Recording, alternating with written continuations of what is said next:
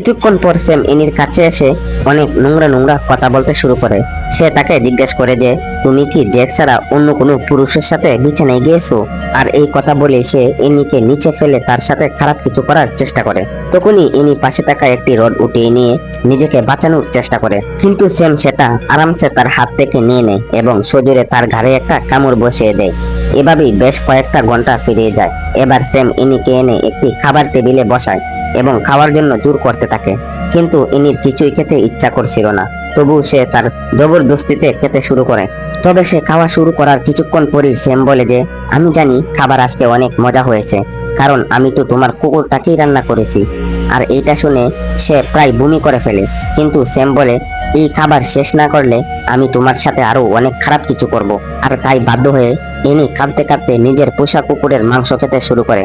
এর কিছু সময় পরে স্যাম যখন বসে বসে টিভি দেখছিল, তখন এনি লুকিয়ে বাথরুমে গিয়ে সব খাবার বমি করে দেয় আর সাহায্যের জন্য প্রাণপণ চিৎকার করতে থাকে, কিন্তু তার আওয়াজ কেউই শুনতে পাচ্ছিল না। আর এটা দেখে সে অনেক ভেঙে পড়ে আর বাথরুমে সব জিনিস ভাঙচুর করতে শুরু করে। খানিক বাদে সে কিছুটা স্বাভাবিক অবস্থা ফিরে নিজের রুমে চলে যায়। তখন সেমু সেখানে আসে আর এমন একটা ভাব করে যেন সবকিছুই নর্মাল আছে। তারপর সে তার রুমে এসে কাটে বসে এবং সে তার ওয়াইফের ছবি দেখিয়ে তার কথা আবারও বলে থাকে।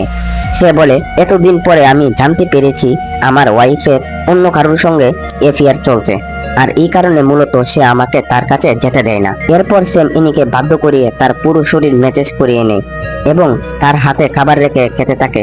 ঠিক তখন ইনির মাথায় একটা বুদ্ধি আসে।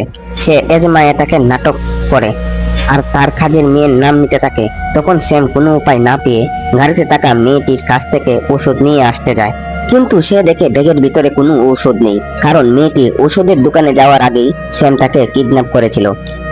অবস্থা এমন বেগতিক দেখে স্যাম নিজে গাড়ি নিয়ে ওষুধ আনতে চলে যায়। তবে যাওয়ার আগে সে এনিকে একটি রুমের মধ্যে বন্দি করে যায়, কিন্তু চালাকি করে এনি তার জামার একটি অংশ দরজার ভিতর থেকে বাইরে বের করে রাখে, যাতে সে পরবর্তীতে দরজাটি খুলে বের হতে পারে। আর তার এই প্ল্যান সঠিকভাবে কাজও করছিল। বাইরে এসে সে প্রথম দরজা খোলার জন্য চাবি হাতে নেয়, কিন্তু বুদ্ধিমান স্যাম প্রতিটা চাবি আগে থেকেই ভেঙে রেখেছিল।